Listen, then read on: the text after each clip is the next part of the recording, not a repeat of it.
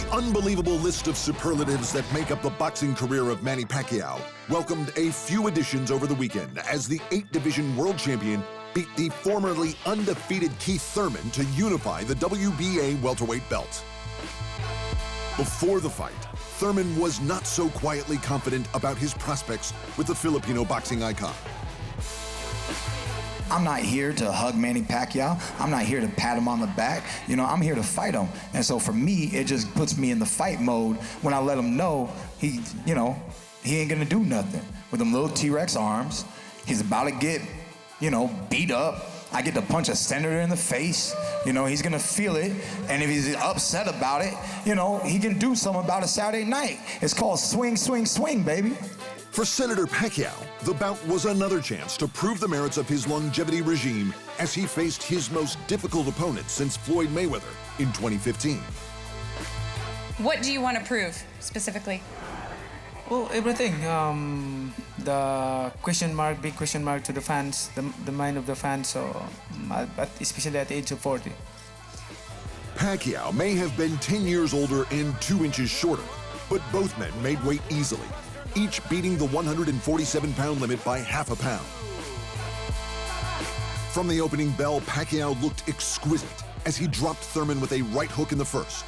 It took until the 5th round for Thurman to get back into the fight, but Pacquiao hurt him with a body shot in the 10th to ensure the judges' favor.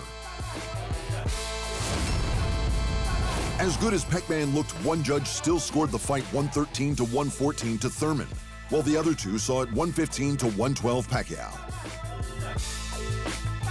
After a performance this good over the 12 rounds, it is not surprising that Manny feels like his career isn't over.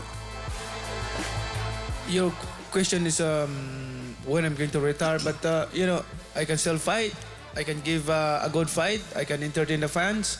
And the current best boxer in the world, Vasiliy Lomachenko, has fronted the press with his next opponent, English Olympic gold medalist Luke Campbell. The fight is for the Ukrainians' WBA and WBO belts and will also crown the WBC lightweight champ after Mikey Garcia recently vacated. But as good as Lomachenko is in the ring, he proved less adept at selling the competition. He has a big reach and he's a smart boxer. That's why, and he has a high boxing IQ because he has a very big amateur experience. Maybe it will be, for me, a big challenge. Campbell will be hoping to use his 5-centimeter height and 14-centimeter reach advantage to unseat Lomachenko and seem to relish arguably the most difficult challenge in boxing today. I've never wanted to take an easy route to anything, and I believe if you're in it to take an easy route, then you're not really in it for what you should be. I'm in it because I believe I'm the best and I want to be the best. So it doesn't matter what route you go when you believe you're the best. Boxing promoter Eddie Hearn was happy to have lured Loma into his first UK fight and was unsurprisingly the best suited to selling the action. Lomachenko is pound-for-pound #1, superstar, genius. But Luke Campbell can fight. Our greatest amateur ever from Great Britain, Olympic gold medalist. These two have followed each other around the world as amateurs.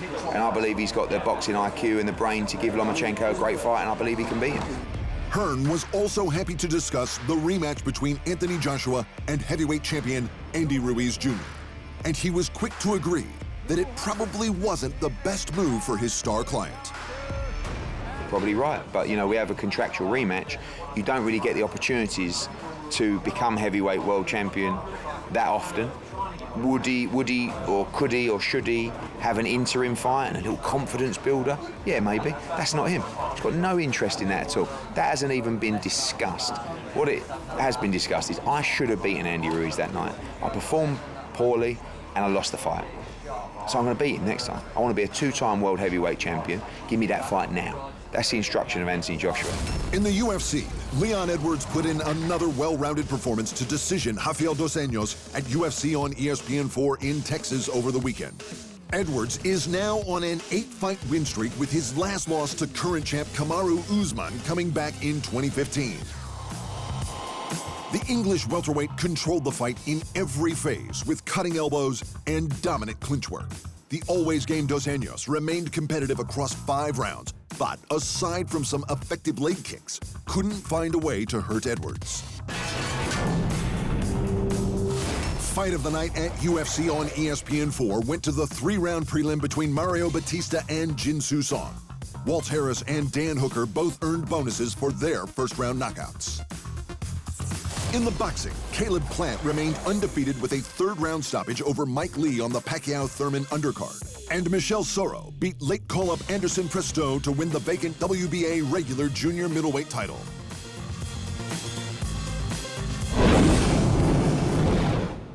Thanks for watching.